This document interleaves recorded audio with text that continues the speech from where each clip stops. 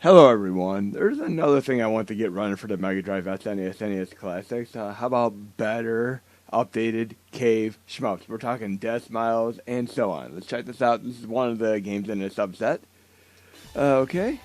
We can do original, maniac, or ultra. We'll try original first and see how this plays out. This is something I want to do for a while. I just needed a few minutes to actually get into it because this is, before it ran about 5 or 6 frames per second, but here's where I have it right now. I'm going to do what I can to improve this for the release. And yes, this will work on Mega Drive, SNES, and NES Classics. And those of you on the Amiga 500 Mini and PlayStation Classic could already do this. I mean, it is as it is right now as is. But look at this. This is so beautiful. You don't even want to know how bad this ran before. I mean, you can try running it now, and it's just going to run about 10 frames per second. You can try it on, like, May 2014, etc., but give me an updated core, and you're going to be able to run it like this from the get-go. Look at this. Nice and awesome. I'm going to have to try the higher difficulty, too. But yeah, if you want to run Deathsmiles, you're going to be able to run it like this with the next update. Now, I'm working on a few other updates as well. I was hoping to get Dark Station going on the Mega Drive, SNES, and NES Classics as well. It is potentially possible, but unfortunately, there'd be considerable update needed to the entire build system in order to just get that one specific core to run. But if we actually do this, we will also have the benefit of being able to run an updated Xtreme Nintendo 64 cores, which only run on PlayStation Classic and Amiga 500 Mini for now, as well as an updated Flycast. So, I mean, it's just something that might be down the road. But what other stuff are you guys and gals watching right now as far as like movies, TV shows, etc.? For me, I actually have a day off from work. I'm probably going to go see that new Megan movie. I love any kind of movie that deals with artificial intelligence. I mean, one of my favorite examples of this would obviously be like Upgrade, which came out a few years ago. Upgrade also was directed by the same guy who did the Invisible Man reboot, which is a fun movie as well. But right now, we're running this pretty fine and dandy. We're going to see how the hardest difficulty fares with this, too. Once we do this, we might just lose some lives on purpose, just so we can see the hardest difficulty. But so far, so good. We want bullet hell shmup here. But be sure to let me know what your favorite shmup of all time is. For me, I'd have to say the original R-Type. And I'm very, very partial to playing the Sega Master System version of it personally. I mean, I grew up on that one, then I played the arcade version. And I actually did really thoroughly enjoyed the Sega Master System version. Just like I like the Thunderblade Sega Master System version, Space Harrier, and so on. I mean, that is what it is. I do like the arcade version, but by all accounts, I like the Sega Master System versions of many of these arcade games. You might remember that the original Wonder Boy game and Wonder Boy and Hudson's Adventure Island are actually the same series. The first game in the series, Wonder Boy and Adventure Island, are the same game, but then they deviated where Hudson took over the Adventure Island. And of course, what was the company? Westone? Was it Westone that did the Wonder Boy games? Okay, let's use our bombs here. We all know when you use bombs and stuff in some games they don't do anything, but I think it does a little bit of damage here. I think I'm just going to lose my lives here on purpose. And I want to see the hardest difficulty on here. Let's try this. So I'm going to let my guys die out here on purpose. You can see with a lot of shenanigans on screen, it's going to get a little bit slower, but I only want to just lose my life here for now. Come on. And I love this minute to learn lifetime to master thing because obviously at the top left there, my score is 261,348. But if I continue, it's going to go to 0. So it's kind of cool where you can try to see how far you can make it into the game without continuing. I'm not going to continue here. But you can see the highest score there is 3 million. So when you play this with the update, try getting past 3 million. I'm going to do a video where I get past 3 million. I'm going to do it on like the hardest difficulty. Why not? Okay, I can put my name in, see what the scoreboard is. You know, high scores and all that fun stuff. KMF for now. And we're going to do the hardest difficulty. And it's kind of funny because, I mean, I've played enough Japan games over the years to kind of get used to, like, the kanji and all that. We're going to go to Ultra Mode. If you do Ultra Mode, it's basically they can say, like, are you sure? Yes, I'm sure. We're going to do it.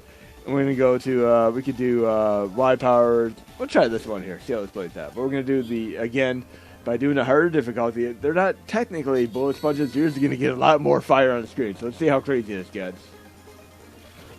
It's true bullet hell here. Just watch. I'll do another video where I do Deathsmiles, but for right now, I at least want to showcase this. Oh, this is amazing.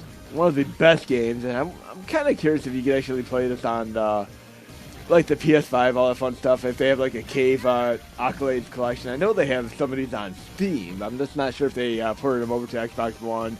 Look at it, that's insane. I'm going to use one of my bombs there to get out of this little shenanigans there.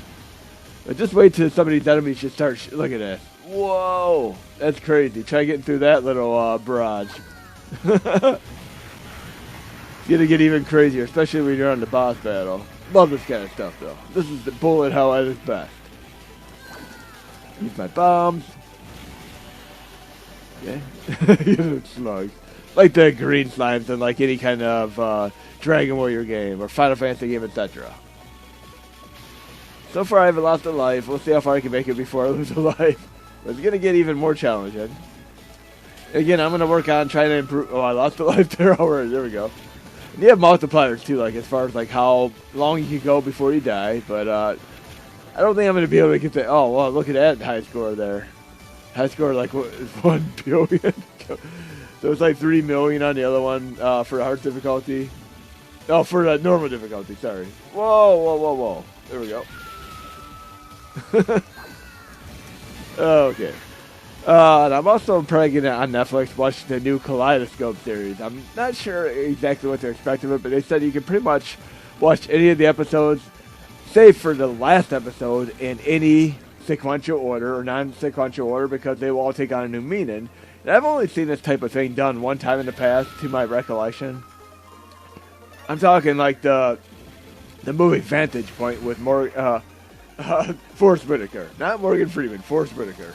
But essentially, like, it shows like a crime being committed at the beginning of the movie. Then it shows the vantage point, camera points for many, many different actors in a movie. And you get like a little more knowledge as you parlay into each of these different viewpoints. And I love stuff like that, because, I mean, if you remember the show called Lex, you know, the original sci-fi channel show, Lex, one of my favorite sci-fi shows of all time. I consider it kind of like a live-action version of Lost in Space. But they had this one episode, I didn't know it at first, where I watched the episode, and then I was watching each. You know where you binge-watch shows, and sometimes it seems like you'll have like a clip show, and like, damn it, I just watched this, like 2 or 3 episodes ago. But if you're watching them like on a weekly basis, clip shows are not as redundant or as annoying. But for the most part, when I was watching like Hercules Legendary Journeys, I did like all binge watch the entire series. But when they got to a clip show, I'm like, jeez. They have like Aeolus and Hercules stuck in the cave, and they do like flashbacks to like episodes I see maybe like 4 or 5 episodes back. But clip shows in general just perturb me. But one thing I noticed with the Lex show, aside from like having a clip show, I was watching an episode, and it looked like it was the same episode over again, but then, in retrospective, I looked back, and it was actually from a vantage point of a different character in the show, and I, like, skipped the episode for that reason, because I didn't realize it was a different vantage point.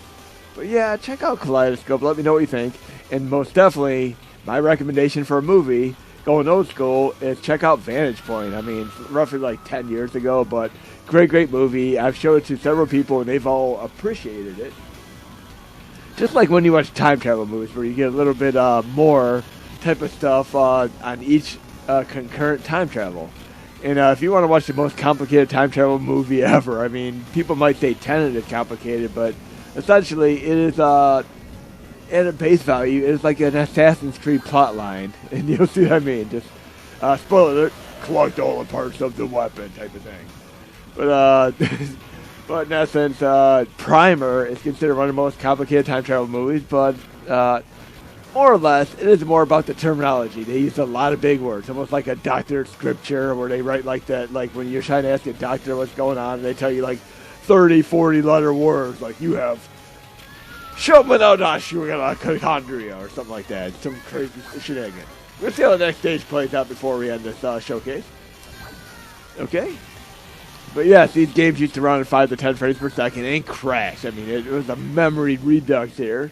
But we're running great now. Let's see how the next stage plays out. I love this at the end of every stage, how you hit that little, almost like open board or even Strider on Genesis. Look at it. This is awesome. I want to see how the next stage plays out. We have 138,412, and here's our multipliers and all that fun stuff. But yeah, see how high of a score you can get in this fun stuff. But you're going to be able to play like a dozen plus of these cave shmups with the next update. You do two-player mode activate if you so choose to as well. Let's try to do a two-player mode activate. See how this plays out. You can go to input. You want to go to port 2 binds. Device type, device index. Change it the same as my first controller. I'm using Nintendo controller right now. I don't need to do turbo. I'm gonna go back. There we go. There we go. Look at that. Oh, that's awesome. Need 4-player mode activate with this, without a doubt. But you can do like 2-player mode activate cave shmups. And obviously, when you're done, you can disable this, the CloverCon thing, by going back to device index and setting to 0. Okay. And again, I'm playing on the hardest difficulty right now. I mean, you're going to get a little bit of a training wheels because it's not going to be absolutely full speed, but definitely on the lowest difficulty, you're going to be getting some crazy wanton destruction of bullet mayhem here. And I forgot what the word was. For the craziest of the bullet hell shmups, what was the name for those called again? Almost like a kaiju shmup or such, almost like Godzilla and all that. Yeah, there's a lot of on-screen action going on right now. Let's try one more game here. Low content, media, dummy. We can go cave shmups. We'll do Deathsmiles for a moment here. You cannot do Deathsmiles 2, unfortunately, but we're going to do it with the same core. It's going to be FBNeo Xtreme. See how this plays out. And again, it's going to take a few seconds because it is a pretty big game, but we'll get into the load here. Again, this used to crash, let alone run 5 to 10 frames per second. You have to go through the boot initialization process. So what you're seeing right now is exactly how it's going to run. I'm going to clarify how things work out. It might seem like it's going to freeze, but I'd recommend having the Xtreme Virtual RAM installed. Otherwise, it won't even make it to this red screen. It'll probably just crash, just like games like Conker's Bad Fur Day, Resident Evil 2, Nintendo 64-wise. Okay, we should be able to see the initialization sequence here anytime.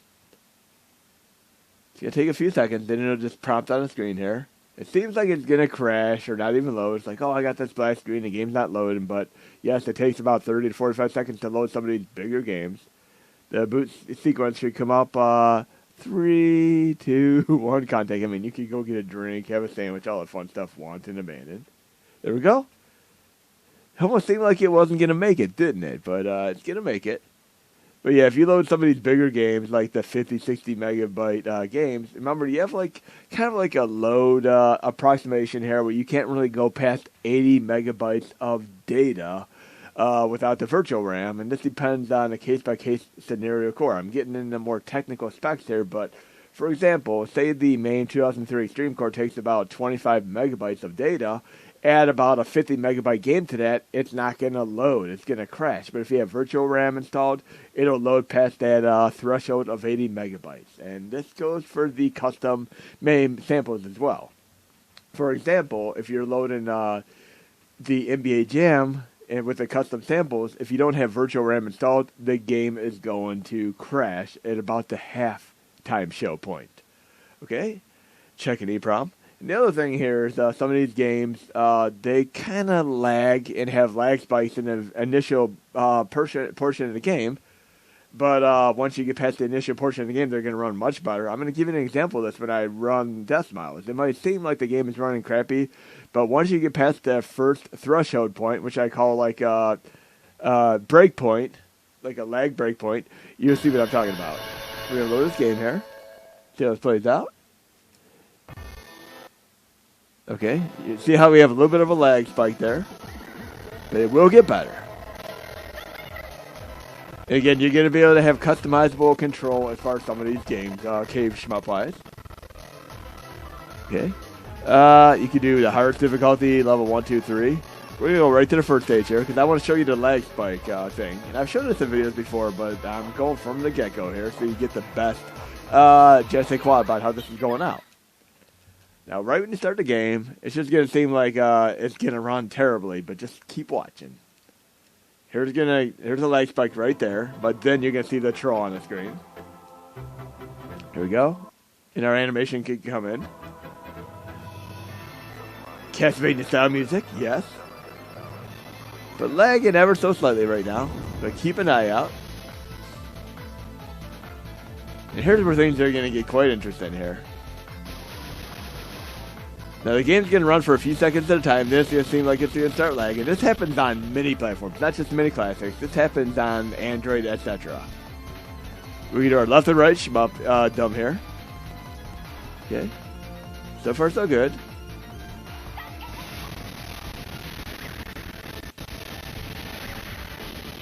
See how it's running slow right now? Just keep an eye out. There's going to be one trigger enemy that's actually going to make the game run better. Just keep watching. You have to kind of put up with this for maybe the first minute or two of the first stage. Then literally the entirety of the rest of the game runs way, way smoother and better. And this is as far as the Xtreme Core implementation. There's lag spike. Okay? Just keep an eye out here. We're going to get to the lag spikes together, everybody.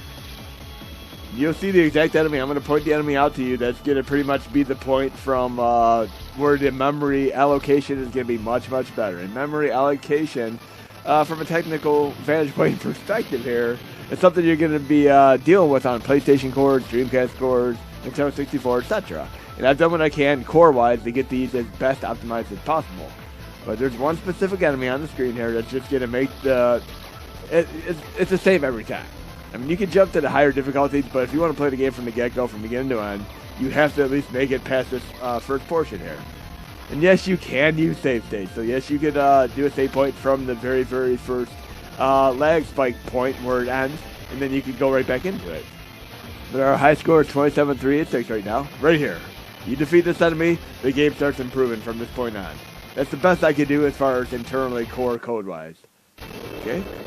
Now watch what happens. Now the game's just going to start getting much better.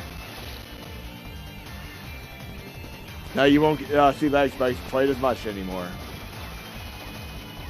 And you can do a few other things. I mean, as far as like the core options are concerned, I'm going to go in the core options here. Just show you here. Quick menu options. We have a CPU clock. We're going to go to like 24. That should be good for right now. And for some of the cave games, you're going to want to go to like the 20th range. I mean, if you go to like 100, which is default, it's going to run okay, but then your sound's not going to be as great. And you could turn frame skip on, off, whatever you want to do. See, it's running okay, but we want to have better sound. So we're going to go back in here. We'll go CPU clock. And I have it where, you can play like the Sonic arcade game, you know, System 32. We'll go down to like 23 right now. See how actually 19. We'll see how 19 runs. You can do frame skip if you want to. We can do one frame skip. We're going to resume here. But we have CPU clock. We call it reverse overclock. Fixed frame skip 1. Resume. There we go. Sounds more tolerable. Look at that. You won't really see any more lag spikes, per se. Not quite like we did before the first troll. But it's definitely running better than it ran before, I mean, without a doubt. I wouldn't say it's like completely accurate, but we can actually kind of have a guesstimation of like what the frame per second might be. I mean, don't take this take it with a grain of salt. It's not always accurate. Display frame rate, it might say 60, but actually be 20. Let's see. It could say 15. See, it's definitely not running 60 frames per second. It's definitely not running 40 frames per second. I'd say whatever this says right there, it's actually half that right now. So it's more like 23 frames per second. See, it's not 50, so divide that in half. Right now it'd be about 25 frames per second. Definitely more playable though. Definitely very, very thoroughly enjoyable as a game. But yes, that frame per second, depending on the core, is either accurate or not accurate. I mean, obviously, like if you go to like some of the ludicrous 64 Xtreme Cores, it's gonna seem like it's gonna say like it's running 60 frames per second, but you're gonna see the game running 3 times faster, which would truly be 180 frames per second. You can see this when I did my Star Wars game, where I was able to beat the stage in like roughly a minute and a half. Timestamp wise, but the actual game itself registered in like 6 minutes. But running way, way better now. Again, you could use this CPU reverse overclock on several cores, including main 2003 Extreme. It took considerable effort to get this working. I mean, because initially this game would just like lag spike and crash to the main menu. But look, this is it's adequately playable. Just like I've kept trying to get the Killer Instinct game running better and better. People kept saying no, no, no, but I got to a point where it's far more presentable and more recent incarnations of the Xtreme Core set. I'll do a little bit more of the next stage and then we'll call this a day, but this is awesome. I mean, I consider it's at least playable, and you could grab a friend, loved one, etc., get a second controller, do two-player mode activate, or you could activate the device index for player 2, like I did previously for my other game. Okay. I'm going to save any of my special attacks here. I want to take this guy down. This reminds me of the type of boss that would be like in Fantasy Zone. Yes, we need like an updated Fantasy Zone without a doubt. Very, very cool stuff. And we have the familiars here. Like a familiar we'd have in the Castlevania Symphony of Night game. And yes, for those on the PlayStation Classic, you're going to have some Java game support and be able to play some of the Castlevania-esque style mobile games. There we go. So far, so good. I don't mind this. It's almost like a set of training wheels running like slightly slower. But again, right now we'd be about 24 frames per second. There we go. Bam. See how the second stage plays out. But yeah, see how high of a score you can get with the update, and let me know. We'll compare. 355, 975 right now. It's going to be kind of difficult getting to that 1 billion, but we could try. You'd have to kind of play from the beginning of the game and utilize all the multipliers. Look at it. It's beautiful.